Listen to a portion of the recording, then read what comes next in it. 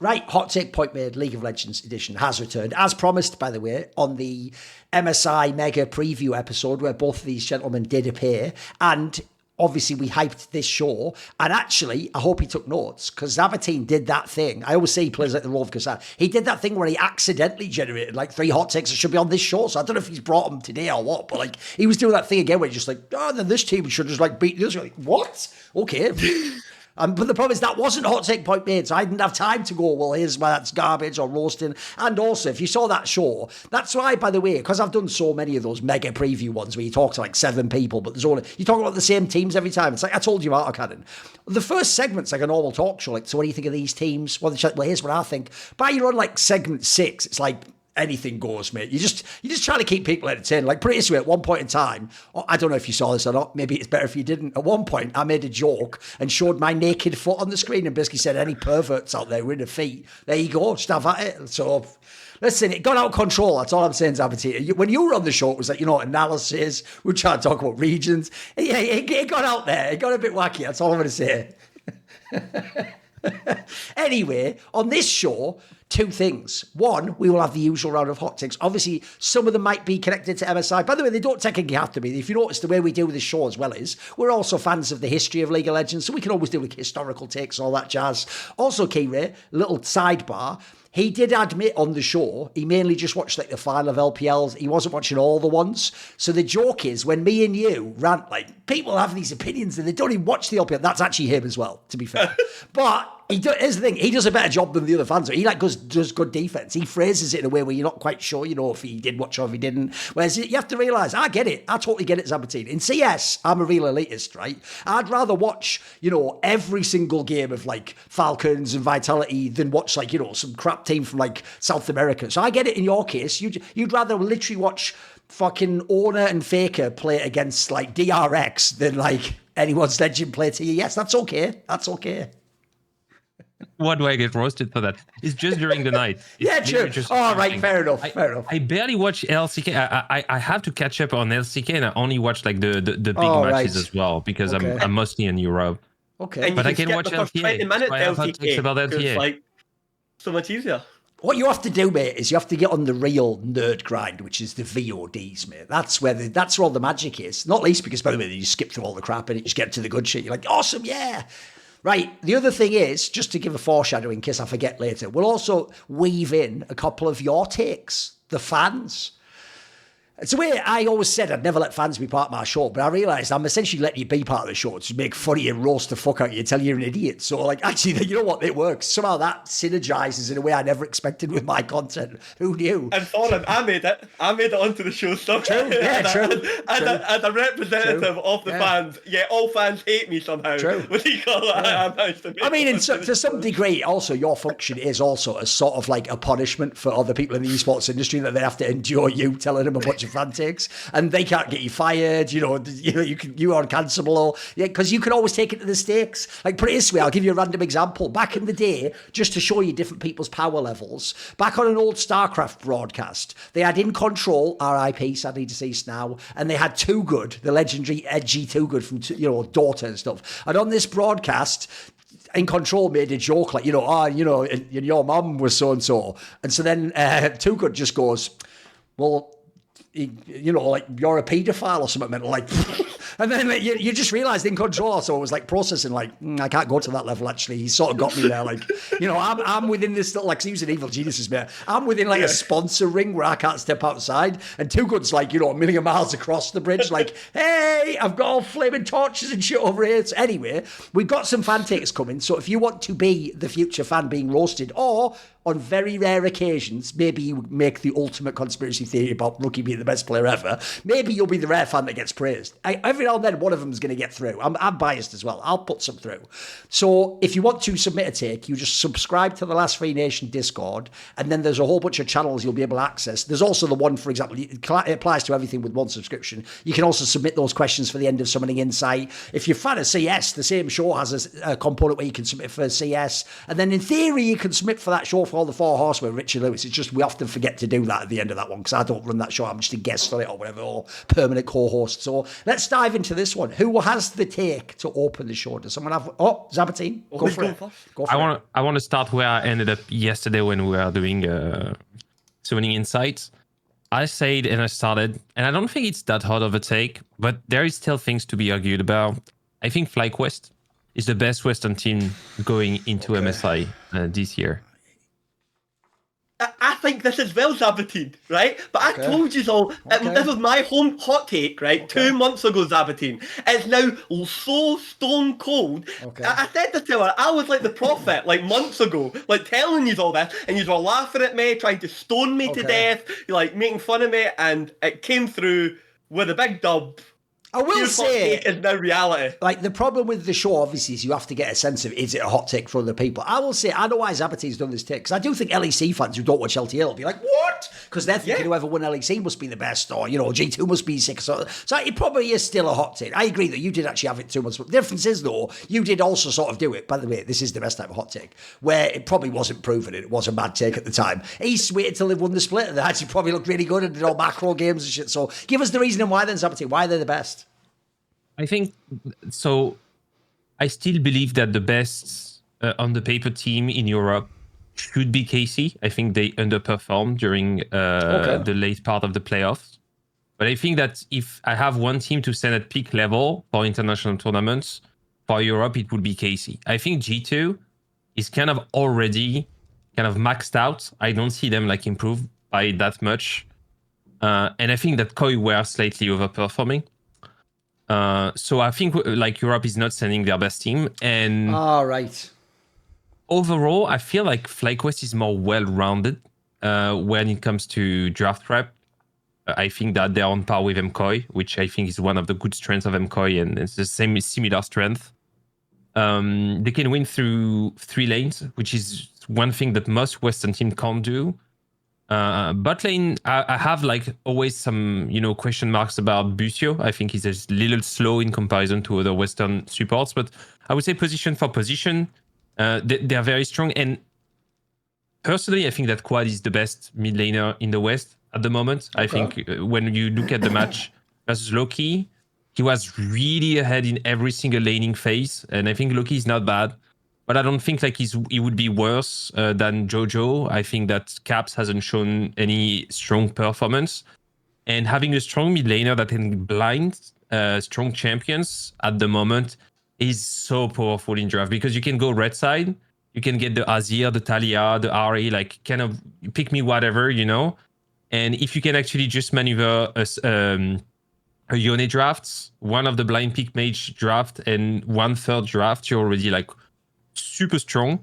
So coming into this very specific time of the year, but I don't think that Koi nor G2 are better than FlyQuest. I think the only team that can beat FlyQuest is KC, because they have Kana and they have a very strong bot lane to actually explode the Busio and the Masu matchup. Thoughts, Keire? See, the thing, this is the problem, is like this was like my assessment. However, I think once you go to like to some levels within LAC, I think you're a bit generous that they can win through all 3 lanes like consistently. I would say actually like top lanes, like one of the most inconsistent ways for like FlyQuest to like win. And if you like to pair them against like even KC with or MKOI with like Merwin, I actually think they're more consistent win cons against the relative level, you know what I mean, against the top tier standard, than I would say Bwipo was. Bwipo's actually really good at murdering people like who are worse than him. Like he absolutely, like if someone's like levels below him, he's so good at like getting like loads of value out of pub stomping people. But again, once you like the levels come up, I think it gets like not so much exposed, but like he becomes less consistent. I also just think, because that it helps, they've just got the best Western player. I think the problem is Inspired is in that like double lift position that he was in for loads of years, where nobody knew if double lift was or like the best, second best, maybe like third best Western ADC, because like it was just like curb stomping, or Bjergsen as well. Actually, that's a good example. You didn't really know, because it was so hard to judge their gameplay because some of the stuff that was going on in like NA relative strength. But Inspired, and just in terms of his like, and again, what you saw there is why I like MKOI and it's why I like FlyQuest. If you talk about them against like the big Asian team, the big Asian 3, like 4 teams, you're really unlikely to actually win game one. Because on game one of Fearless, they're going to get like a large majority of the stuff that they're like the best in the world is. So having lots of like strategic depth is super important. Like having lots of drafts and different things you can turn to, because you need to be able to go deep. You need to be able to win like at games 3, 4, 5 and have something concrete on every single one of those games. And I think they've shown like some of the better like Western adaptations and stuff like that. Sometimes I like disagree. Like when I seen that Kazakhs in game 5 for the finals, I did nearly like lose my mind there. But you know what I mean? That's like a small piece of like a bigger picture. And overall, I think they do like a good job. And like here's another thing. That's the other thing. Generally, I think FlyQuest got the best team fighting. And at the end of the day, someone's going to have to team fight. So like. That's what it is, and it's going to be sick, because hopefully, with the way the MSI bracket draw works, if you like do like the ghost bracket draw, we're almost guaranteed to get like at least one Western head-to-head match, quite likely get 2 like Western like head-to-head matches. So we're going to get some information, you know what I mean? We're going to walk away with some level of like, you know, corrective action on that type of thing. I will say it isn't actually the hottest take, even though I recoiled initially. That was obviously my natural bias. That look, I wasn't wrong for the if you were to randomly like take a timeline of NA versus EU and randomly dot, I could just say without opening my eyes, EU's better than NA. Like that's just been 99% of history. It's only been the rare. It's usually only like the really dominant team from NA even has a chance to be as good. But I will say, if you look specifically at this crop of teams, especially the ones going to MSI, that's actually where your take gets way more reasonable. Like actually, when you contrast those teams one for one, even player for player with FlyQuest, it's not actually as bad as I thought it was going to be. Like I was thinking about MKOI, the champions, immediately. Like Merwin just kind of is a Bwipo type player anyway on some level. Like he's already, in my opinion, like an up and down EEKG machine like Bwipo is. I'll say the one thing I might even give Bwipo an edge for is, I think Bwipo's arrogance is like a double-edged sword, because I've always thought he what's bizarre is he actually can, if you put him in a series against like top Asian players, he'll have one game where he does one of those wacky picks or he does some insane ridiculous shit in lane, but then he'll also have a game where he'll just completely into it. But I've always thought, listen, just have the confidence to have that one game, something. Problem is he also will then go against literally anyone in LTA and do that as well, and like a game is fucking could be like against Shopify or something. You're like, what the fuck, how are you losing to him if you can play against Keen mates? Or he can do that, but problem is Merwin hasn't actually done the part where you slay all the fucking Koreans yet, so I guess I have to give Bwipo the edge on that one. Elyoya, I actually am on a massive Elyoya tip, especially because I don't think this roster's that crazy in terms of like starter. But the problem is, Inspired basically is a better version of Elyoya as far as I can tell. And Inspired has mad experience also playing against top Korea. He's played against Canyon a million times, so I think that's probably Inspired's edge. I'm actually with you on the quad one. Look, I don't hate on Jojo anymore. This playoff run actually was pretty legit, I thought. But I agree, quad actually is just better. Like, by the way, he could easily come to Europe and be really fucking good and contend for like best mid lane. I mean, I think he would be top one. Oh, you'd have a very good chance. If you think about it, in winter, we all said Vladdy was the MVP of the whole league. I don't know why Quad couldn't come in and do that. He has fucking really sick hands, mate. As you say, plays a lot of champions too. And by the way, he is the big hard carry of their team. You never know what you get from Bwipo. Look, you can't really carry as control jungler in fucking Modern League. And then the bot lane, as you say, you never know whether you're just going to get good mechanics, whether you're going to get a great team. You never quite know on that one. So my problem with that one is, I do think actually, like I even had a joke when he joined FlyQuest, like, doesn't he know he's not even the best mid laner in LCS, called Q vowel, Q U vowel D, because obviously Quid at the time had won that MVP for 100. The joke was I was wrong. He's way better than Quid is actually, especially now I also saw him playing and actually he looked really fucking good. So, and then listen, the bot lane I might push back on a bit. I do think the combo of Super and Alvaro is probably better. But if I had it all together, maybe FlyQuest does get the edge, especially because I've actually seen them do it internationally too. So it's not that crazy. And then actually, if you contrast it with G2, I think FlyQuest is just better, mate. Like I'm essentially just hoping, in the same way as every BLG fan's hoping, like, but Bin could just turn up and be like super sick though, couldn't he? Like, that's what you're all hoping for when it comes to fucking Caps. Like, Caps actually doesn't look as good as Quad right now. I'm sorry, he doesn't. And I'm actually with you, Zaboutine. The real hack, it's what I made a point of on the sister show, the one about LEC, Best Damn League show with Peter Dunn. My bomber after the finals was, bro, when I saw G2 lose like that, I just thought the real bracket I wanted to see was MKOI against KC. The problem is, I never got, sorry, not with another one, G2 against KC. Sorry, that's the match I wanted to see. I actually think KC would have beat G2 if they played them. I think they're just a better team. I actually do think on paper they should be the best. They're the only team where I actually do think like Canna's the best in the league. Kalista can at least contend anyone who's the best ADC. Maybe support's a tiny bit weak. Jungle's fairly good, it's just not the best. And mid lane can be the best. Like, I think that would be the best Western team if it went to MSI, but it isn't. And so if it isn't, then actually, I guess I have to concede your point. It's a good hot take because it sort of tricks you at first and then it's just actually quite logical. Yeah, okay, I'll give you that one. That's a fucking sad realisation. Torin hasn't been got bloody NA's the best team. Fucking hell. In that case, you know what? I'm just all in on anyone's legend and fucking who cares? Remember, guys, I've got C9 and FlyQuest outplacing Europe at EWC, so keep a track of bloody hell. He's preparing for Whoa. He's the only person in the world looking ahead to EWC already. I know, fucking hell. Mate, I've got these written down, mate. I've got the receipts, and then know what? I might lose the receipts for some of my takes, and they might never get brought back up again. But you know what I mean? I've got them posted up, yeah, you know. Well, here's the thing. Speaking of switching jerseys, I've obviously gone from the EU flag, not really my favourite flag politically, you know, whatever, to the Star Spangled Banner. Yeah. Oh, say, can't. Well, speaking of changing shirts, how about getting a wonderful, can never do this on camera. I've got a wonderful Into the AM shirt on, haven't I? Which is our wonderful sponsor for this episode. And did you know, as well as all their wonderful like bundles, or you can get like 3 print shirt design shirts. They have loads of designs, by the way. I think 3 of those is usually $60. You can get 3 that are just plain tees. Mine actually has a design on the back, but I think Keire's might just be one where it's like a white one or whatever. You get 3 of those for like 50, and normally whatever code you get always has like a stacking effect. But also right now they're going to come up to their 4th of July sale. It actually starts before then. It actually started on the 20th of June, and items will be up to 60% off site-wide until June 7th, and that stacks with the 10% that you get off using the website link down there. If you go to intotheam.com/LFN, say an item was 60%, which is the max savings, you would get 70% off. So thanks to them for providing that to us. Also, they actually genuinely are really lovely. Like I was always telling people, I don't ever fake hype something. If it was just a sponsor I thought was all right, I'd just do the copy read, I wouldn't say anything.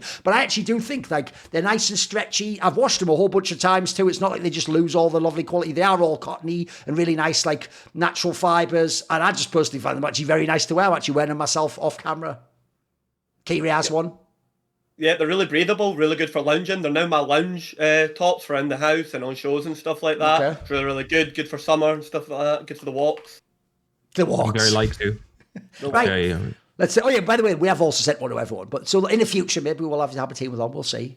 He might do a modelling show for us with it. Right, let's go to the next take. And I think it should be a fan take now. Because you have to understand, I'm holding back Keire's true power level. This is like Dragon Ball Z. I have to have all the, Krillin fought. Now I have to have fucking thing come in. Then Goku and Vegeta come later. So we're going to go to a fan take now. And this already ties into actually what we were just discussing, gentlemen. So Franny Boy, get ready, buckle up, says losing Inspired to NA is a greater loss to European League of Legends than it was to lose Bjergsen and Jensen. Woo! So he's basically putting it right. He's basically saying like Inspired is the most important player we've ever lost from the region. Wait there 1 second. It looks like he's frozen. You're just reading. No.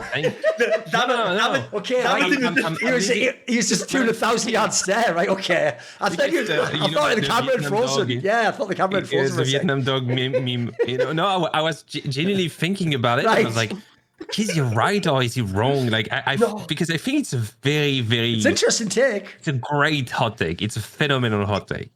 Here's the thing. One of the best the fans ever made. This is a good one, but what you've got to understand, Bjergsen was basically like a prospect when he went over, because he had basically just played in Copenhagen Wolves, right? And he had won what was relatively, what we would call EU Masters, but it was challengers like back in the day, and he was like a talent. I think Young Buck was his fucking top laner or something at the time, but anyway. And then Jensen was like a nobody, literally known for like supposedly and possibly DDoSing people, being like highly toxic on the solo queue ladder, and he was like a Fizz one trick who used to like laugh at you when he solo killed you and add you to his like kill list and stuff like that. Like it was a bit like nutty. And the whole thing was like people were scared to have like Jensen because Nuke Duck and all the other like guys who had abrasive personalities had just been banned by Riot. So teams were really scared to pick up people like Jensen. But C9 were in such a position that they could actually afford to take this risk because they actually had like a backup player. They had 2 academies technically because they had a European academy at the time and a thingy academy, NA academy. So they could actually take the risk of going and getting like Jensen and seeing how it worked, right? But Jensen was a complete unknown that just happened to like work. The problem was, and this is what I actually think the take's great. Inspired was like the dog's bollocks. Like he was actually just like top 5 European player. You could build teams around him every single year for like forever. Was playing like some of the best jungling in Europe and was like pushing into being like not one of the like. One of those players that's from the West that like you could say could contend with the players from the East, like could seriously contend, like played like all the carry roles, like had insane like depth of play. And I'm pretty sure when he went over, it was just off of the back of him winning EU for the first time with Rogue. Yeah, they had just won with Rogue and then he left. No, he never won. He never won. At Worlds. Oh no, sorry, yeah, you're right. Sorry, that was my right. You're right. Yeah, he never won. He was in the finals. Yeah, it was in that was one where they had lost in the finals. Mate, Inspired might actually be worse than both of them because the thing is, Bjergsen and Jensen were never that in Europe, and he was.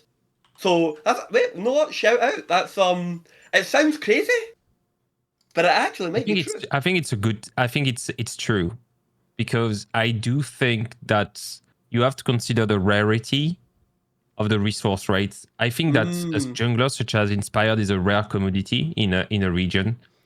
Not everyone can do triple full clear and win the game, which is something that is probably the only jungler in the West that can do that consistently with different team and different teammates. And yes, we lost Bjergsen and we lost, we didn't really lose Incarnation because he was not even playing, you were saying it. We had Perkz back then. We had very good mid laners in EU. In direct matchups, in international tournaments, mid lane was never a flow on our end, on the EU end. And so I think that although he won a lot, Bjergsen was never an asset that was beating EU.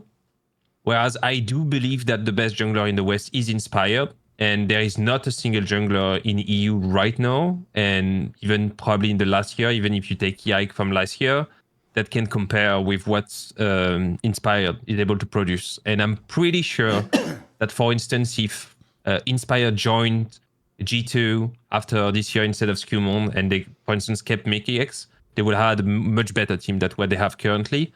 So I think it's actually a huge liability to lose such a jungler. So I would say I agree with the take as hard as it is. I actually do think it's a banger take. Here's the reason also why it's quite well crafted as a hot take. Because since initially he shifts the idea that he moved to NA and then you hear the names Bjergsen and Jensen, well, they basically ran NA with Doublelift for like the better part of like a decade. Like these guys were like always in contention for the MVP. By the way, Bjergsen won MVP a million times. Think about how many titles between them they got. Remember, Bjergsen had that period where he was just winning like every other split basically for like year after year after year after year. So you had you think to yourself like, well, they're supposed to be the best exports in case of Europe ever, right? They're supposed to be the greatest ones you could ever have. I mean, I always used to even say the genius of getting Jensen if you were Jack was, it's like you really did the meme of like, bring me a Bjergsen. And then someone just went and found another Danish mid laner and that's like, you had your own fucking Bjergsen. It's like, that's so simple. But then it's also right up the idea of how Americans would think of things like consumerist. Like, can I order another one of those? Actually, can I get one? That looks pretty good. What's he eating? Yeah, I'll have a creme brulee too. Like, fucking hell. So I think that's already hilarious. But I agree. If you take out the championships, mate, think about how many years in a row now this guy's been elite. Like, I think the moment he actually did peak was that last year in Europe, the one where he won the MVP. And just because they didn't win, what people forget is this. At the time, both him and Larsen were at a similar level. They were like right below maybe like absolute best or contending for best. But because they didn't win and people perceived it actually as the original Razork human, like they don't work together. They just work. I think people, when next year Larsen won, were like, oh, it was the Inspired guy. That's why the joke was people really were trying to make it sound like Malrang was better than Inspired. And I was always like, no, this is about like, you know what you do for the team, how people fit. And the joke in Malrang's case was he was just a fucking summoner spell for all the other lanes, wasn't he? Like, he just literally, this guy, like, He's like what every fucking wife wishes the husband was like, you know, when they're like, oh, honey, can you do something? It's like he's in the middle of like putting something together, like, and just like knocks it over and just runs off to do it. Like, he wouldn't even build items, for fuck's sake. He would be doing stuff like he's about to complete an item, then he's like, I'll just get a ruby crystal and a pink, and like, what do you do? So, or he wasn't even jungling, essentially, in my opinion. He was just like a fucking slave to all the other players. Whereas Inspired, if anything, I actually think one thing when we look back in history will be, it'll probably be something like at the time maybe he couldn't communicate as well or tell people if he wasn't going to do. I could easily believe him and fucking Larson just silently played League of Legends, just did their own thing, and they're like, oh, did we not interact in that game? Yeah, coach, we'll try and do a better job next time or whatever, you know. Whereas you look at NA, Nate, every team he's on, it's an Inspired team. Like the genius of young Jojo when he was a little noob, but he literally was like, I know more about Fortnite than this game. This guy was winning the championship with him and going head to head with like Damwon and fucking JDG and stuff, because he would just be like, listen, pal, do what I say. By the way, what jungler ever fucking does that in Europe? What jungler goes, hey, mid laner, do all the things I say. I'm actually the boss. You're the dog. You just, listen, dog, farm your lane. I'll tell you when I'm coming. Like, no one does that. So I also do, and the closest is El Yoya is the joke. That's why he's got Jojo now. He inherited that pop. So I think actually this is a banger take, because I do think Inspired is elite in a way that we don't actually have with current EU junglers. Everyone might want to glaze Yike and all those guys. Mate, I think LS said it best. I think Inspired's the only jungler in the West who can play all styles of jungle and like all the champions of jungle too. Like, it's not like he has like one-dimensional aspect to it. It's like, oh, might has changed. What's he going to do? Yeah, he's mega. He really is just mega. Like, it's why I always say he's the only player that I really do feel like I want to see him. In that sense, I'm not surprised he went against Shenji. He's the only individual player where I actually would put him against any Asian player at his role. Like, put any of them up there. And I also believe he's now got the confidence to actually fucking think he can win too. So I think that's a pretty good take, actually. And also, I was just thinking to myself, think of the top teams in Europe now. I'll just run you through really quickly, right? This G2 roster, if I put Inspired on, what are we talking about? We're cooking. That's like winning Europe. That'd be interesting at MSI. How about Fnatic? Everyone saw the problems with Razog.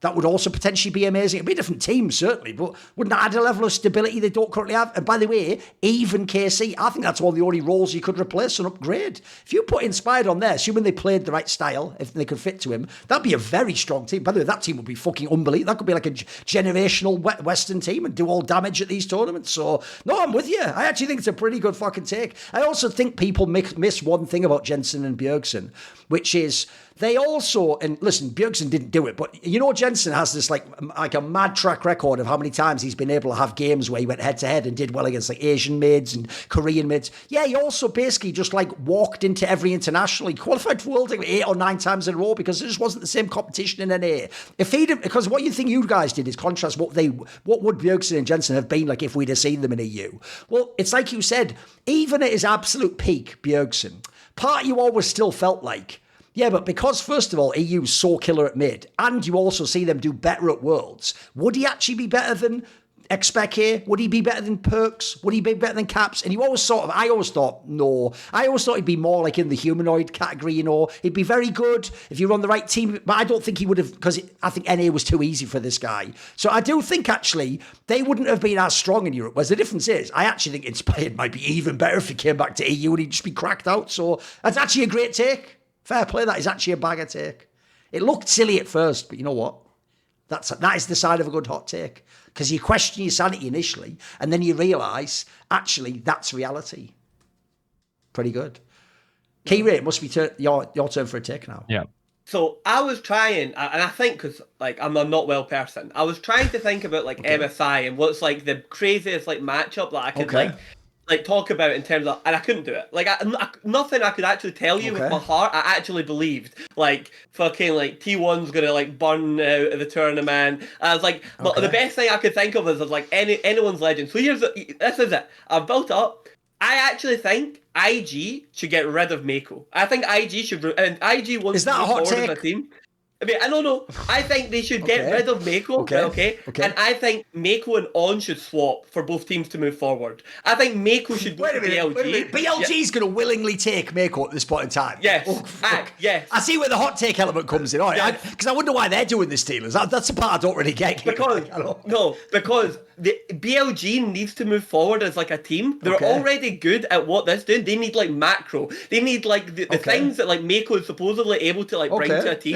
Just hopefully you've got to believe no one on IG is listening, okay? And then on IG you need to bring in On, because On is going to just make everything that IG is about and make it even more. You know what I mean? He's going to bring Gala's laning like forward. He's going to like pair up with the aggression of like the Shy and JJ and like Rookie. You know what I mean? He's going to like really play forward. And I think for both teams to progress, I actually think this is the move. And it's not even that I think On is bad, by the way. I think On right now is the second best player on BLG, and I do not say that lightly, okay?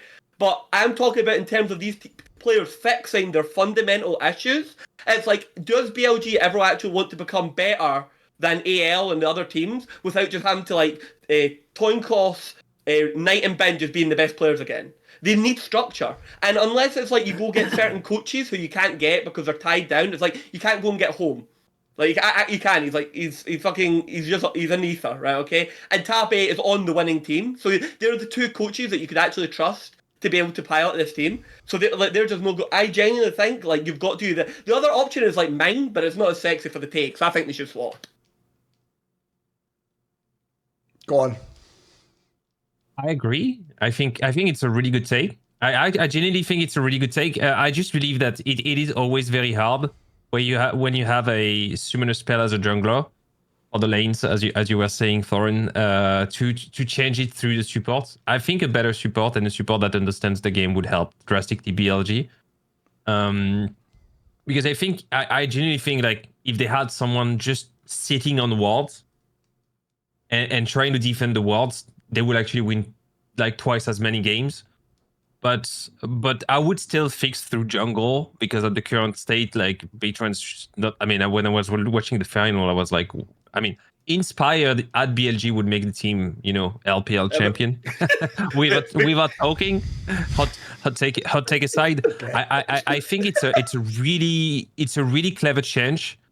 I'm not an On fan at all, and I'm a huge Meiko fan, so maybe I'm biased in that sense. But I do believe that the only supports in China that has the kind of the flair of like Korean support is Meiko, and I would bring like a lot of value to the team. Whereas I think that they don't really need just an engaged bot in support position, because they already have like insanely good players at spacing and playing like skirmishes. So they don't really need a guy. It's like they already have too much of it.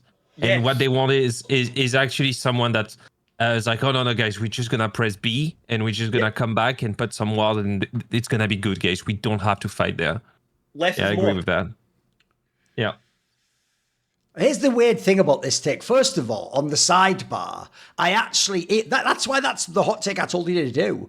The reason the inspired should just be on BLG, not even speaking Chinese. I think he could do the in second zero ping on the map, like just ping when you come in. And for real, literally, those solo laners, by the way, can also just hold up like a motherfucker in theory. Like, I would actually work. I actually think for real, you would actually stabilize the early game. And as soon as you do that, by the way, they would just win all the fucking team fights. If it was even strength, I think BLG would actually be the best Chinese team. That's just a pretty good take. It's obviously ridiculous. Like, it can never happen. It's also quite a good unfalsifiable take. It can never happen, so you can never be wrong. We can never see it happen and go, you idiot, look, it was terrible, so good take. But on the actual one here, here's the thing. I agree in theory, but I don't. In practice, both parts could also go really, really wrong. That's the problem. So the reason why in theory it works, first of all, I'll actually do the Meiko side, which even though I did the joke of like, why, like, what sort of fucking mad Jack and the Beanstalk, like I sent you out with like a bunch of fucking, like a cow, and then you come back with a handful of beans. Like, son, you're a fucking idiot. Like, that's what I'd say to the BLG GM if he comes back with, oh yeah, guys, I've got as a new player. I traded away On for Meiko. Like, And did you get a time machine as well? Why did you do that? Like, it's trash. But I know what you mean, because I will say it. And by the way, I actually think this doubly applies, as BLG shows, to jungle and support. Because they aren't where it's just like laning, so you can just see what someone does generally in the game anyway. Hence why, by the way, even like a year or two before Rogue fell off, when they were like a bit sus, Larson could still be really good in lane, because that part of the game wasn't affected. He could look good still. I do think that you can put someone in the wrong environment. And look, I also think Meiko's played badly, but he's just never played close to as badly as this ever in his career. Ever. Like, he had the odd dip, but he had so many years where he was excellent with every other possible combination of teammates. So part of me does feel like if you were going to gamble on a player again, this isn't bad. Like, this reminds me of some of those classic ones you had in the Premier League, where you had some like player who was like really shit when they went to Serie A, but then they go to the right team in Premier League and they're awesome. By the way, it happens right now in the Premier League. The joke is all the Man United players go to La Liga and they're all fucking banging in goals all over the place because it's just a different style of play, and that game works for them and suddenly they look awesome. But if they went back, they'd probably suck again. So if you, as you guys say, you're not actually recruiting the player for what he currently does. Your logic is what he like fundamentally take away the form and reduce him down to what he is. What could he add to their mix? And by the way, in the case of their team, I actually do think, like, on style of play, the problem is Elk hasn't been that good. So if Elk isn't that good, I actually don't think that super, like, I'm just going in style has actually been that effective. Meanwhile, look, here's why it could be terrible. There is also a world where you put On over onto IG, and now he just didn't all game long. Like, that would be a nightmare. But I also do what low-key think. Their style actually is about, like, the shy and lucky trying to make fucking crazy out players too, which he's had that his whole career in fucking this BLG team. So I think he'd be actually quite adept at doing it. It's a good hot take. It's also one, again, which not only won't ever happen, it shouldn't happen. And I don't mind the take in theory, but, like, you could, by the way, you could also just go and just get a not Meiko, but a support who could do that in the LPL. You know what I mean? Yeah, and here's the thing: you don't even lose any macro because On doesn't time Night Summoner spells. It's Ben is the guy that times the Summoner spells for Night and himself. What do you call it? Because Knight ain't doing that shit. He's too much of a prima donna to be timing Summoner spells. So, you know what I mean? You know, Meiko would be coming. He'd be like timing Summoner spells for people. They'd be like, oh, what is this? It's like the support's typing and stuff. It'd be unbelievable, man. It'd be absolutely. Here's what's sad. This is an example where, sadly, if you don't watch the LPL, you actually won't even think my hot take's a hot take. So my hot take is, literally, not in theory like you guys, in reality, there is actually a world. I've just Doctor Strange come through the portal.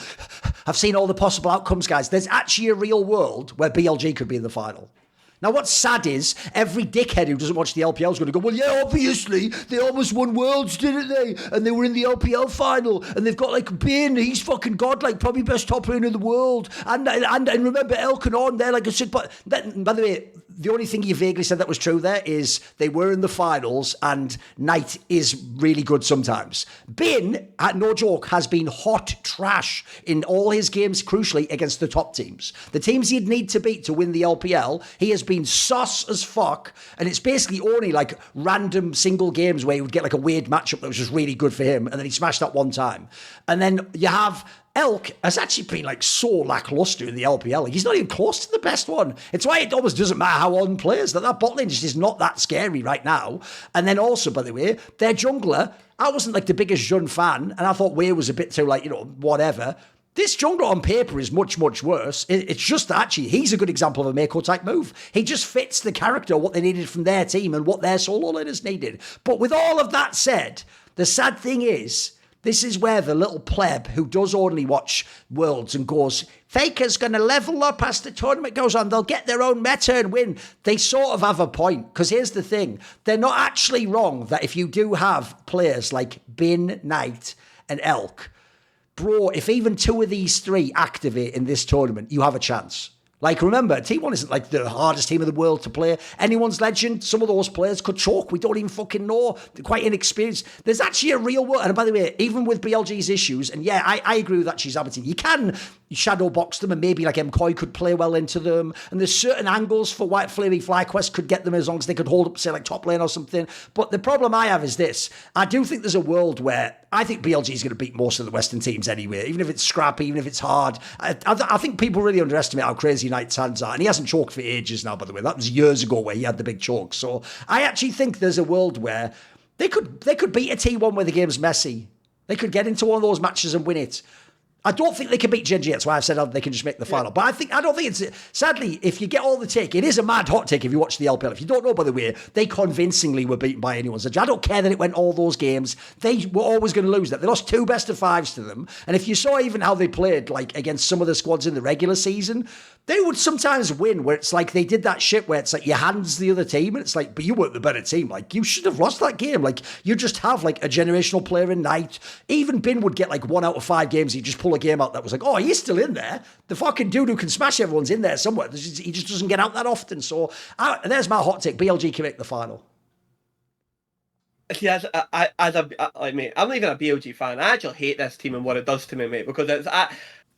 I like this team just at the side of, like, I think obviously like Knight's an interesting like player, but the actual team itself like fucking disgusts me, right? Okay, and I'm waiting for Bin to come back, like, I don't know, like the fucking solar eclipse, mate, and like everyone's talking about it. It's just the shit ain't happening. It does feel but eventually it's going to happen, though, isn't it? Isn't it in the future someday going to happen? Maybe in summer, maybe next year. Mate, this is the thing. These POVs like aren't good either right now, mate. Like they're grim. It's like it's so like depressing. It's like the mechanical mistakes that he's like making and stuff all the time. It's like I want to believe it, and he's got the swagger, like sitting saying like AL aren't even. Oh yeah, I didn't even mention that. That's another thing that is underrated. I can tell you, like international or like big stage play is a name like Bin and Knight though on the server. Like players tell you they play with the name badge off. They don't. Everyone does see that. It's why the joke is even today, Faker's name badge still is crazy powerful. Yep, and. Here's the thing, like, Knight literally went, like, XYZ, like, fucking God mode 4 games, and he only got 3 wins. Like, he went, like, absolute Exodia, like, fucking Talia hitting, like, 30-plus, like, combos in a series, and it got them, like, across 9 games, it got them 3 wins. Like, that's depressing. Like, that is actually fucking depressing. That you've got, like, a player of that caliber, and it only gets you, like, the 3 wins. Like, overall, in the final, he wasn't, like, as good. He's getting solo killed and shit in the Rise matchup, but... Mate, here's the thing, there's nothing to say that Knight doesn't drop off a little bit and everyone else comes up and that creates all its own fucking, like, problems as well. Like, I don't know, maybe I'm just in my doomer phase, Thorin, I'm just in my doomer phase and I can't see the light, but it's bad. I'll tell you what your problem is, Keire. Now you understand, and no one else ever got this framing. You know, back in the day on the original Summoning Insight, one of the things I understood was you want to establish, like, certain, like, almost like theme tune signature elements to the show that everyone knows. So Monty sucks the dick of all the Korean teams and he's the one who always hypes up T1 and you know all these angles. Well, famously I was the Flame fan, wasn't I, our carry top laner. So every moron would go, your favourite team is CJ Enters Players. I would go, no, you've got this wrong. That's the team I hate the most in the world because they imprison my favourite player Flame. So I actually know what Keire's take is. Keire's take secretly is, except for when they win the LPL look dominant, he hates every team Knight plays for and every coach Knight has because they either let him pick the stupid champion or they make him pick the stupid champion. And then also any of them that are ever in, it's like the rookie syndrome. It's like fuck everyone else on the team. Even though sadly you should actually be like, yay, go guys, you can do it all together. But you get too cynical after a while. You get really worn down by life, don't you? Yeah, I can't lie. Like it is like true. I was like, when he went to like BLG, I was like, yeah, he's technically gonna join the best team, replace your gal, win the actual LPL with a third organisation, like just prove things indisposably. And then I was like, oh fuck, he's got to play with Jun and On every single fucking week. Oh man. He can make final. I think it's not that it's pretty. I mean, LPL teams. Put it this way, am I wrong on this? Wouldn't most people of the Asian teams have them as the 4th most likely to make the final, though? Yeah. Yeah, but I think, isn't it like a meta inside and outside of the LPL for every Chinese team? True. Like you always have, that's true. one of the group that's like the black sheep. Unfortunately for first 10, they sent their only black sheep, which was CES. Yep. But generally, when you look at international tournaments, there is always one Chinese team that flops and one Chinese team that nobody expected that plays way better than expected. Like last Worlds, it was Weibo that actually, was 2 Worlds ago was Weibo. Last year, last year BLG showed pretty poor performance early on and then finished very strong. I don't really it's very hard to gauge the level of Chinese team because when they play in China, they do only whack stuff all the time. The Chinese macro. I mean, I'm sorry to say that because I think it's a cliche and I think it's overused because I've seen very clean macro games sometimes in regular season in China. It does happen sometimes that you have like insane macro games, but most of the playoff games that I can watch are usually pretty much like just stat checking and skirmish checking your opponent till like the Nexus explodes. For this reason, there is an adaptation phase, and I think that among all the teams, BLG is probably like the most slept on because I think that having experienced players that know how to play against Korean teams is like a huge asset. Whereas, for instance, AL might be very strong in scrims and might actually like flop on stage because you don't really have, the capacity to adapt to a way slower pace of game that, like, for instance, Korean are going to impose upon you. And I would say that there is a very good chance that they can beat T1. I'm on your end because I believe T1 from top side is it can be weak, not always, but can be weak. I think that Knight against Faker is a pretty good matchup for BLG. Yeah. I think that bot lane is not as guaranteed for Guma and Keire as people think it's gonna be because they had one good showing doesn't mean like they're not gonna like show their regular season face when they're gonna be at MSI. For all these reasons, I don't see like BLG out or even being top 4. For me, there is a clear top 1. I would say AL is probably like kind of like the sleeper second, and then the rest of the field for me is way more even across the board than what people might think. And for this reason, I think that BLG can actually come and be in finals. I don't see them beat Genji, but I would see them beat most teams at this tournament. I'm just despairing, mate. I just looked up Ben's solo queue position. He's like Masters in Korea right now, not playing the game. He's probably playing like Arena or like TFT or something like right now. It's like, bro, I need him to get angry that he lost Worlds, okay? That he needs to redeem himself You have at to this understand. tournament. They're not champions. He just lost the game. It's no big deal. I need anger. I need more anger from Ben. I need more. Like I need more passion. I need to see him like practicing like 15 games in Bessa, then 15 games like Jace, like just grinding all like the time. And then I'll start to believe. Until I see that redemption arc, I'm in despair. I'm in the depths of despair right now. I need them to be the boys. I need the Knight. I have a take about Bin. Go for it. Okay. Perkz is the top laner GOAT of China. Oh, I didn't hear that. Bin. Who? Flandre? I don't know how you say it in English. Okay, fucking Flandre is the GOAT. He won Worlds. Okay. Played since 2015. Insane longevity. He's been able to play around all metas. Has really, really good track record. So maybe he might not be the best in terms of gameplay. Okay. Doesn't he has the best track record of any top laner in the history of China? Trophy cabinet or something, maybe, right? Yeah, something like that. Right? So, Could be. So isn't he? By this standard, shouldn't he be the GOAT of Chinese top lane? I think 369 is technically the most decorated because Flandre's never won MSI, but he won Worlds, and then 369 won more domestics, and he also won MSI, and then top place like a bunch of Worlds. Okay. The one thing I will say is the biggest problem with Flandre is when Flandre was the best Chinese player in 2015 spring and 2015 summer, he had some of the worst Korean teammates you've ever heard in your entire life. He was the god carry of Snake Gaming. Snaky Sport, right? Yeah, Snake, yeah, okay. But his issue is he was in the Doinby electric chair. Like, he just could not get to Worlds. He just could not make international events because the GMing was, like, so bad. And so we never... Most people have never seen Peak Flandre because Peak Flandre was, like... 10 years ago. It was actually a decade ago. Like, peak Flandre was genuinely... The best player Flandre was 10 years ago. And that player, unfortunately, as much as I would like to say, didn't really survive. Like, come 2017, 18, 19, it's just been, like, a slow, like, regression. You know what I mean? He's never kind of returned to that, like, yeah, he won with, like, EDG, but he was, like, the third or fourth best player on the team in terms of, like, actually winning the games. Like, that was Viper's team. Like, give me the fucking ball. I'm, like, dogging on people. So, I really struggle with it because he spent about the same amount of time as the best player as, like, Zoom, but Zoom just doesn't have the, like, the longevity, and he's also just doesn't have as sexy as a career, but, like, if I say Zoom to someone, it's just equal as, like, who the fuck is, like, well, some people would know Zoom, but they'd be like, who the fuck is that guy? And Zoom might have actually been better for longer, but I don't know. And if he wins MSI, will he be considered the GOAT of Chinese top lane then? No, achievements mean nothing. You've got to just do it in the server, mate. I genuinely just don't care about achievements. Like I don't give a fuck. I'm in a similar. Listen, here's the problem. I didn't just do this to cheat, so there was still an angle to say Faker is the GOAT, but also say Rookie's the threat. But I do divide it up. I do think there's a difference. I think Faker is the GOAT because I do think people have just defined it. I've just talked to so many people now.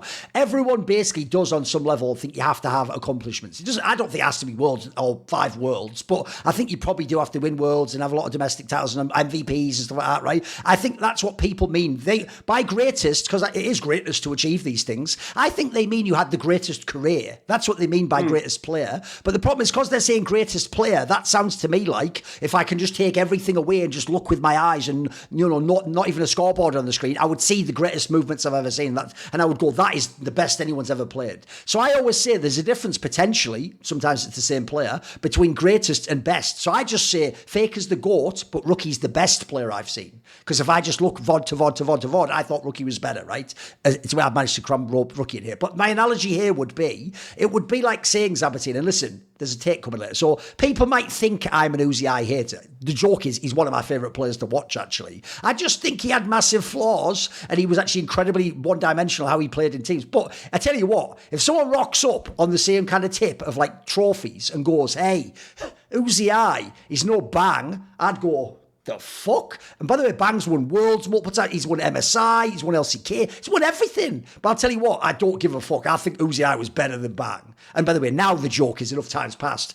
Kids have just forgotten Bang, so they just would agree with me now. That conversation died. 10 years ago, that. Yeah. 10 years ago, they'd have been up my arse on that, mate, telling me I can't see the game. Why didn't he beat Bang? All the shit fucking arguments you get on me. So essentially, I'm sort of with Keire. The problem is, if you really took like Flandre from 2015 and put him in these teams now and he got all the same trophies, I'd give you that. But I think he's doing more like the Impact NNA job, than he is like the star carry. Whereas the difference is, if I look at Bin or the Shy at his peak, these guys on their own could be on almost any team and clap someone else in lane and fucking carry a team fight. I think Flandre is more like a complementary piece now to me. I agree though, his career though is actually underrated, especially by the way, if he won MSI now, he'd like Meiko, he'd have a completely decorated career. He'd won it all, wouldn't he?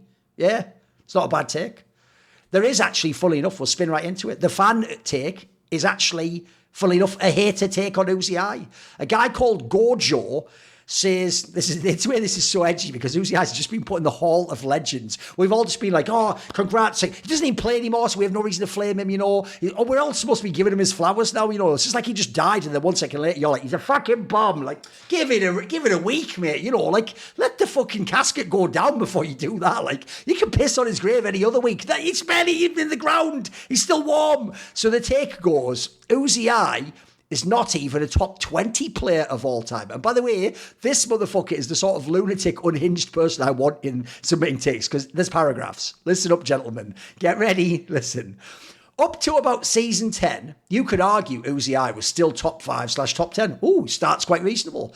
But there's been so many great players in League of Legends that have overtaken UZI in all-time rankings at this point in time. UZI's legacy is based off of nephews, he's using all my lingo as well, I didn't write this take, glazing his 2 Worlds Finals runs, where if he was on the other side of the bracket, his teams wouldn't even have made it to the finals. It is true, by the way, they didn't beat Korean teams technically. Najin Sword in Season 3 and Samsung Blue in Season 4 would have clapped Royal Club. UZI is also a serial choker in the LPL and didn't win his first domestic title until 2018. That's 5 years after his breakout Worlds run. 2018 was a good year for UZI, but I believe that is the only year in his career he could be considered the number 1 ADC in the LPL. Previously, I'd have had Name and Deft over him, maybe even some splits Imp. With how insane some players' careers have been up to now, UZI is 100% fallen out the top 20 players. Look, he does a list of them, so I'll go really quick. He goes Chovy, Faker, Rookie, Scout, Showmaker, Xiaohu, Knight, Deft, Ruler, Viper, Bin, Canyon, Meiko, The Shy, Smeb, Kanavi, Matter, Zeus, Keire, Score. That's 20 players, and I haven't even listed debatable ones like Madlife, Imp, Dandy, Caps. Oh, okay, he did put that in there. Perkz. Listen, up until that last paragraph, you were doing so well. You were actually killing it. But anyway, Peanut, Name, Jackie Love, Ming. At this point in time, probably his teammates Xiaohu and Ming have overtaken him in the all-time list. Gentlemen, This is a mixed bag. I put this before you. What do you think of this take? Yeah, it's crazy. I'm holding hands in the Ring of Fire, right? Okay, I actually have Uzi in like the same like grouping as like Perkz and like Caps. I have him above. Oh, bloody hell! Okay. No. Listen. I have him above, right? Okay, but I have him in like the same like grouping. Here's the thing: I actually did watch, like, honest to God, I watched all of Uzi's career. I'm way more generous with it than like most people. Like I can even tell you stuff like Uzi's like one of the big innovators of like season 3, like Twitch, and like using like Twitch stealth to go and solo kill solo laners and like side lanes on Twitch, and he would buy like the potion of Wrath, the 500 gold one, so he'd like know to use like the ult to go and kill people in side lanes. Like the idea of like Uzi is this no brain all game like player is actually, that's a part of like his mythos. He's actually a super smart guy. He was one of the first people to change the mastery tree, where he worked out how to get more lifesteal by taking away like stuff. Like Uzi is actually like an innovator in some regards as well, which he doesn't get credit for. That being said, Uzi's best period and like his best teams were actually, unfortunately, when they took resources away from him and the team became more like macro orientated. It was still an Uzi team, but like the team became more like side laning, and like they were using like the banner of command on like tanks and all about wave management and playing off of like side lanes, and it was way less about like putting all the focus on Uzi. He is still one of like the greatest players like of all time. It's just like when the team was like built and all the eggs went into like the Uzi basket, there was something, I don't know, it is just the continual failures of like the LPL finals, the teams that just didn't work, the world's failures. He is someone who suffers from his own success because he got teams to so many international events that he could then make so many to then fail, which is, like, you know what I mean, not making it and then not even getting the chance to fail is a distinction. But like I think that guy's list is like pretty generous. And there's some maybes there, but it's not out the ballpark of where I would have Uzi. I think it's a very classic mistake. I strongly disagree with him, and I really didn't like UZI during his prime. Like, I was not really as excited because there is the upset syndrome, right? Which is like, you're so good that everybody funnels resources into you, and then you eventually lose the game because ADCs are not like, they're win con when everything else works. And I think, as you were mentioning, they usually come after jungle mid support, structure the fight, and then like you can have the pop off moment. But I would say that saying UZI is not top 20 because after his era, there is plenty of better players, right? Like the Vipers, right? Just taking ADCs, maybe, currently the Elk and stuff.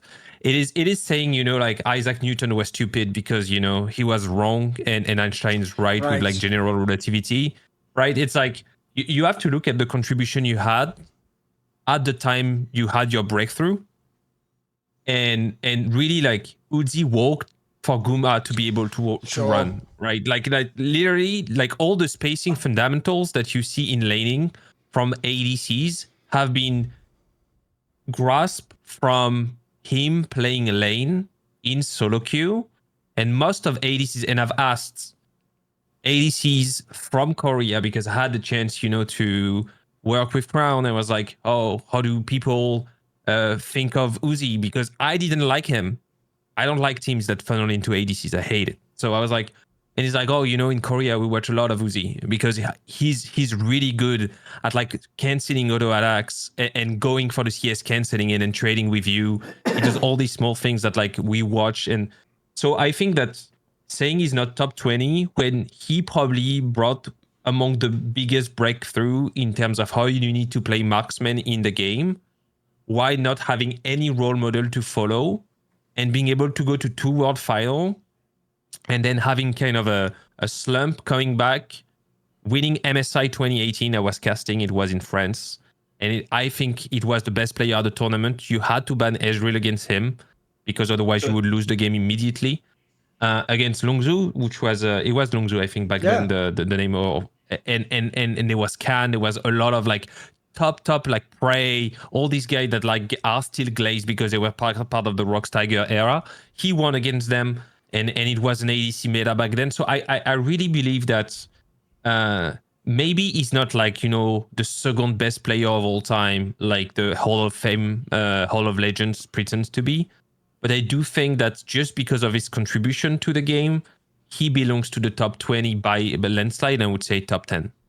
The same way I consider like Diamond Prox being in the top, top 20 players, because jungling, building jungling and counter jungling is like it's just a foundational part of the game that nobody thought about before him.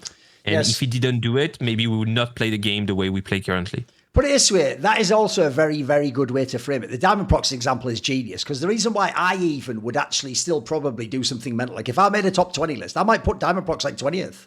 Or even though like 1 million players have played way more games with him in all modern league. By the way, he only played until about season 5 or something outrageous in Europe, and then he had to leave because of visa issues, and also he dropped off by then. But the reason why I would do it is because it's like you said, here's the difference. A whole bunch of junglers you'd put instead of me that were from like the 4 or 5 years after him wouldn't have existed and played that way if he hadn't have existed. Like the whole role wouldn't exist that way. Maybe eventually we'd have still gotten to a Canyon and some of these cracked out players that we have now. Obviously, if you want someone like Tarzan, he's fabulous now. Some of these all-time players. But I actually do think that is relevant. The Isaac Newton one's a great one as well. Forget the idea that he was wrong. It's the idea of someone going, because he was wrong, because he didn't have this information we have now, he wasn't smart. If people don't know, they often actually say Isaac Newton is actually people's candidate for maybe the smartest human who ever lived, basically, because he really was a guy who could just like sit in a room and just fucking come up with like the most insane shit, and then it like could work. Like it was like, what the fuck, like that's such an idea. And so that's a great analogy, I think. So I will say, I'll use a similar analogy. First of all, if people don't know, in the same way as at mid lane, every mid laner, there's even some to this day still do it, all watched Faker in solo queue, in VODs, Pro View when it existed, because they wanted to see what tricks, what timings, why is he doing that, what's going. Every ADC who was really good studied UZI's games. Even the ones, by the way, don't even fucking play his style. Even the ones who don't play like hard carry and don't play up in the lane, they all studied it, because like Zaboutine's saying, he was basically like inventing how ADCs play. I always think people forget what like original ADCs were like in the game. They really were treated in the early day, by the way, as in like the support is like got to be the brains. He has to like hold your hand basically, otherwise you're just an idiot that runs out and dies. And then he gets you through to the team fight, and then you play League of Legends. Like then you're allowed to, I always joked ADCs like a rhythm game. You're just fucking clicking mice and I'm dodging around and clicking. Like it's not fucking even League of Legends. You didn't even have macro concepts. You didn't understand laning. You didn't understand lane. So I think UZI did actually like innovate a lot of like hard carry style. And by the way, hard carry ADC probably wouldn't exist if this guy didn't. I think what you'd get is people would just cynically draft strong champions in ADC. You would funnel for that game like a Keire or something, like he did, funnily enough. But the difference was this guy actually could just. It didn't always work, which is why he doesn't have the championships, but he showed you can brute force that position. Maybe it wasn't the best, but what he did within that was amazing to me. I do think that is epic. And then I also do think one thing you can never overlook, bro, even to this day, I still think he might be top 5 mechanics in all roles. Like, this guy's mechanics was so fucking strong. I mean, I once heard someone who was also an ADC player who played at a high level tell me, here's the difference. When I see some players in a team fight flash, I can tell they're the player who's really good at, like, a bit like, midfielders in football in the modern day. You have to be the guy who looks constantly like this behind you. You have to, like, scan is what they call it. So you know who's available there. Then you check who's behind you and who's coming. And it's not just like, can you take the ball and pass it on? It's like, can you do that whilst... They would say some ADCs, the really smart ones, you can tell just do that all the time. They're always just looking at the range.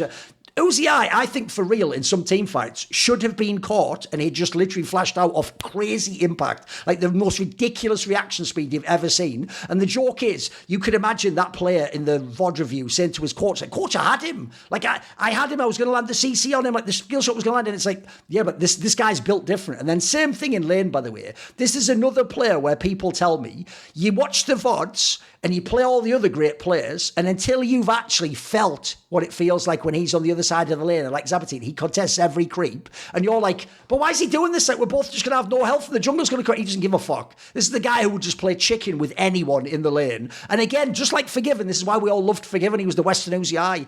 Even though that looks so obvious and easy to beat, I'll tell you what, mate, there's a lot of people had that game plan, like, now we're going to shut him down like this. And that's like, oh shit, we're under our tower, pushed in 2v3, and he killed the jungler. Like, that story's real. And by the way, I agree.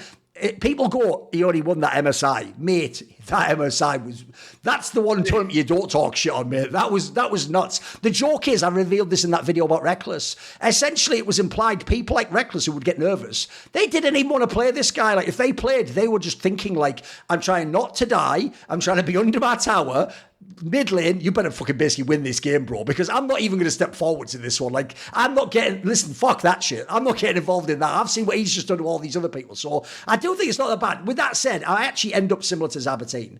I'm not a hater. People think because I say he's not second best, I'm a hater. I actually have him, for me, I've never done a strict list, borderline top 10. I feel like he'd be 10th or 11th on mine or something. I agree, there's also been a lot of great players. But I do think one thing lastly to add in is, in terms of elite play, he did also have a lot of longevity. This guy, we're talking like a solid 6-7 years before it really got like dodgy. I don't count the latter years, obviously. But and that, by the way, here's another very unique thing. Much like Faker, this is probably why they're considered connected, not just because of the finals. He's also one of the only players, along with Faker and Deft, I think, who was there in 2013 and was still rocking in 2018, 2019. Like, that's like being someone, by the way. I'd have to expand the scale. That would be like if players lived to be 200 years and Pele played in the fucking 90s and was in the European Cup. Like, what? Like, that's insane. Like, that. There's another thing. Notice all the names he listed. They're eras. He's picking people in the middle era, and then he's picking people like Vipers, like the last 5 years. Bro, this would be like if Viper was playing since 2016 and he was doing it now. Like, that's the level you have to be on before you get into the body of work of this guy. So it's not a bad take. I will say he was absolutely wilding with the other 10 names though. Like, when he started putting Perkz and Caps in there, like, brother, please don't do it to yourself. There's just certain names he chucked in there that didn't need to be in there. Listen, I'll give you some of the other ones. I also would put some of those other names way above him, but some of those, you overcooked on that one. You overcooked. And by the way, ironically, UZI, main problem, would overcook in a game. But I'll tell you what, if you have, one last thing to say actually, I also do think his main weakness was, in my opinion, the mid game. That's why I've seen him lose a bazillion games, especially. So I think laning, he was unbelievable early game. Here's the thing, if you could get him to a team fight and it's vaguely even, amazing, one of the best ever to do it. But if you put him in the middle of the game, yeah, maybe you could get him there. Maybe you could catch him on a mid-wave, Kazi style. Maybe you could get him with a lane swap. Maybe you could fuck with him and rotating around a Baron and, he's backed too early, or he does the wrong pathing, or he walks into... That could happen. You could get him in that sense. It's not the best player of all time from ADC, in my opinion. He's not the most polished, certainly. He's very raw. But I tell you what, if you put him in that 5v5 team fight, even money, it was money in the bank. Now, speaking of money in the bank, what about money in your wallet? Ridge wallet. This is a Ridge wallet. It's tiny, but humble, but proud.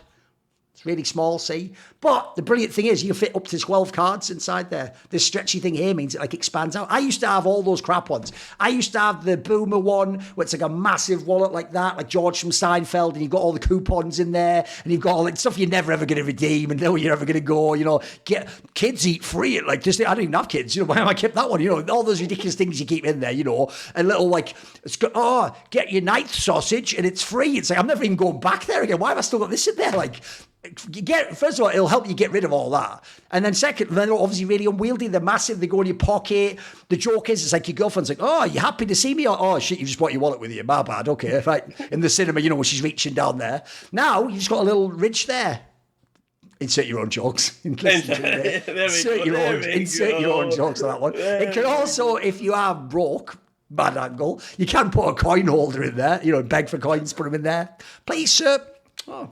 Ridge wallets. Keep my homeless money safe. Anyway, they also, by the way, have a bazillion colours and different styles. They have all sorts of advanced tech like RFID technologies. One of those memes where people go and scan your phone, like, I've nicked 50 quid. This would block, look, it wouldn't do it for the phone, but this would block someone doing that in theory on the card, on the outside of it.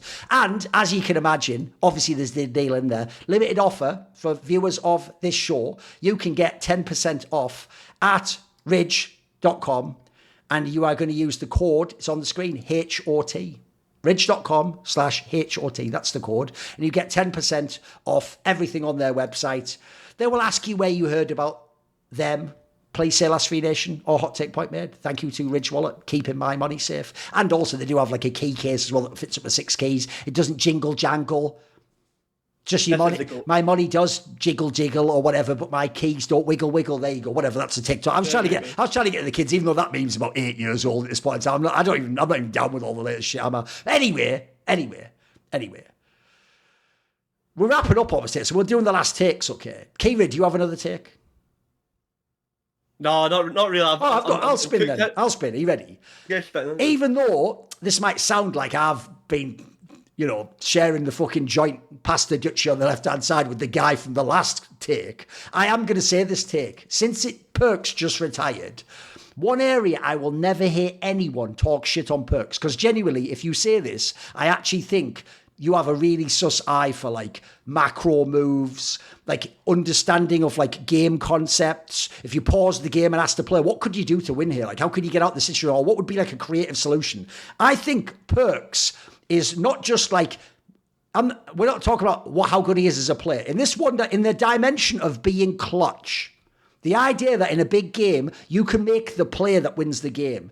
In a messy game, you can make the move that like either comes out of nowhere and wins you the game, or is like the solution that chess style, you're 3 moves ahead of the guy. And he's just thinking, I'm going to get to this next move. But you're already realizing whether you're going to have to go through an int or do a weird map move or some sort of a fight timing.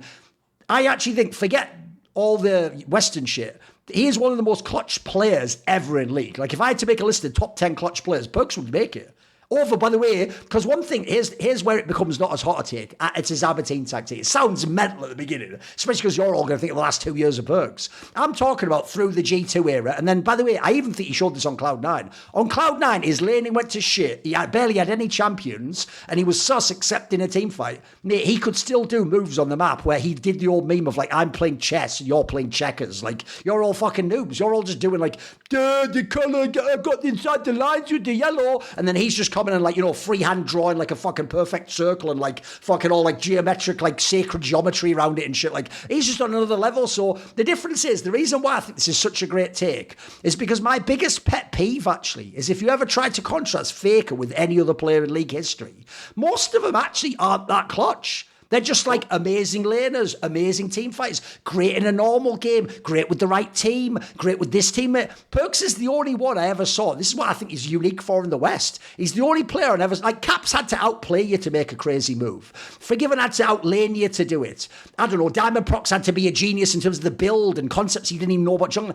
Perkz, for real, I think made moves. I actually think secretly he was the linchpin of all those amazing wins of G2 over Asian teams where they would inexplicably beat them. And how do you do it? And by the way I know it was him is because he even did it when he was ADC. He was unbelievable when he was ADC. I used to say, spoiler, I'll just tell you straight up, me and Upset used to talk back then and be like, bro, we can't say this publicly, but you're a better ADC than him. Like, if you were just in like a pure lane and he didn't have any of his teammates, you're better than he is. But the problem is, he is better than you at League of Legends. Like, somehow he knows how to not win the lane or have the best matchup in bot lane. And then the difference is, he's just going to get out of the lane, mate, and make some move that, unfortunately, you as an ADC, you can't conceive of the game that way. He did have like a genius to how he saw the map, and it really was highlighted when he played ADC, because that's the role, again, what I said earlier. Those players don't tend to be macro geniuses, or the guys who tell you. It's more like you tell the ADC when we're going to go here and what, like, oh, should we take this Baron? Maybe you ask him, but after that, you make all the calls, you call the going in. So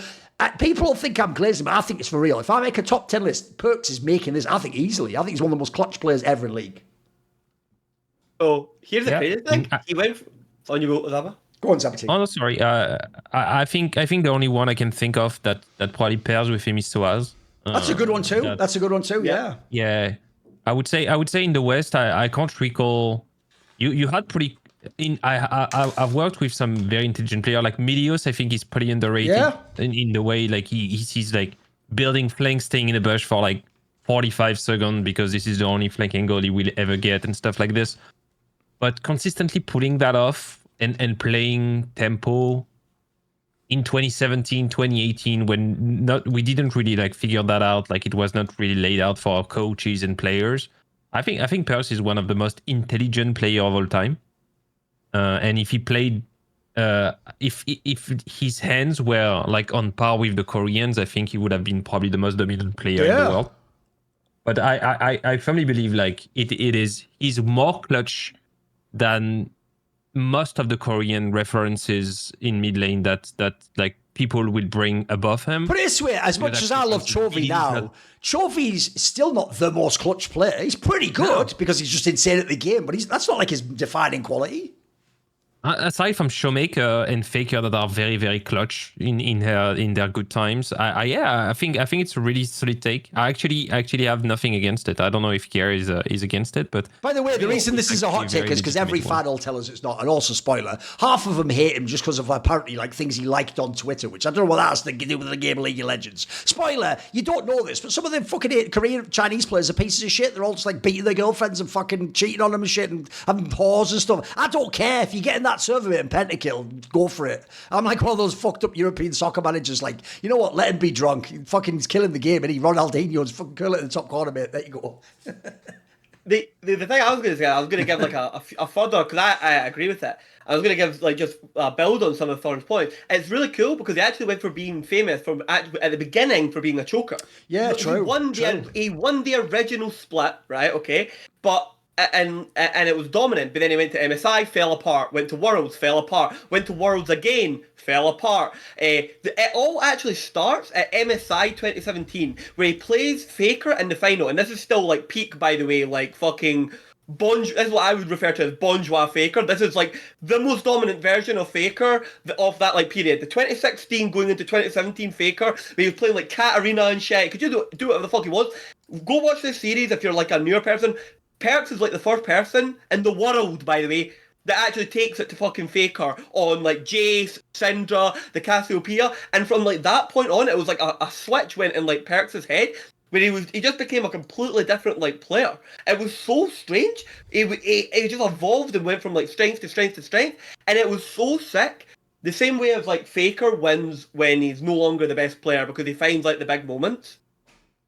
Go watch Rogue lose to C9 at Worlds in the fucking head-to-head qualifying matchup.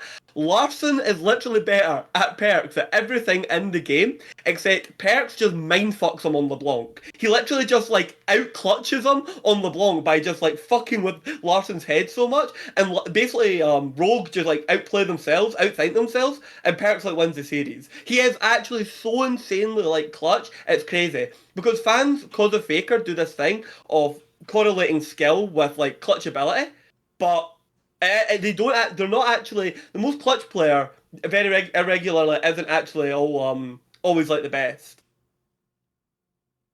One thing I'll give you an LPL example. Yagal's like a fucking insanely clutch player. His level, but he's just not as good a player as like Knight, Xiaohu and stuff like that. But Yagal doesn't actually drop off a cliff when he's playing against Faker, when he's playing against Chovy. He fucks up, he's bad, his hands are like not there. But Yagal's clutch. Like he has actually like he makes big plays, like steps up to the occasion. By the way, I'll give you an angle as well. I'll give you like the sort of theory of why I think this is as well. Because I actually would use a chess analogy. I'm not a huge chess person, but I know enough to know these concepts, which is, it's a bit like why I've always said I think coaching in League of Legends is incredibly underrated in terms of like coaching macro concepts. Every fan talks it. You take the VOD and pause it and go, see, what you should have done there is like, he could be in the brush. Like, you're never going to get that exact set of variables in another game. That will never exist. You can give broad strokes, sure, and you can give instructions like jungler, you check this and play. But the problem is in that scenario, they have to actually not just remember what you said, they have to understand and internalize that core concept. And it has to inform the decision of that scenario. So I always say, right, supposedly in the chess world, they say the biggest thing that holds back beginners is you get obsessed with openings. Because you think, right, if I get ahead at the beginning, if I take a couple of extra pieces, I'll win. And what you miss is this. They say that like the best chess players ever are the ones at the end game. They're the ones where in every time it's slightly different board than before. And they have to be able to come up with a creative solution of like, right, I can sacrifice this piece to set something up later, a few pieces down the line. So he'll think that's good for him. Or he'll think this is my actual move, but I'm tricking him into stuff. That's the sort of shit Perkz was doing. But I agree with the Soaz take too. He was also, Soaz was even more ridiculous since he was doing it from top lane. That was supposed to be another bozo like 1v1 role, and this guy was doing it. The best example is the Immortals team fucking Zaboutine had. This guy was doing plays where it's like, how did you even think of that play? Like, how did you know you could backdoor then? Or like, we could bait them onto a Baron that doesn't make sense they would go for, and then like, we get them out of this bush here. Like, he would just come up with a play that was like, bro, you almost shouldn't. We shouldn't even actually have a game plan for you or practice. You should just come up with something like, we're going to hold you down with a fucking game plan and protocol. So I think the same thing with Perkz for me.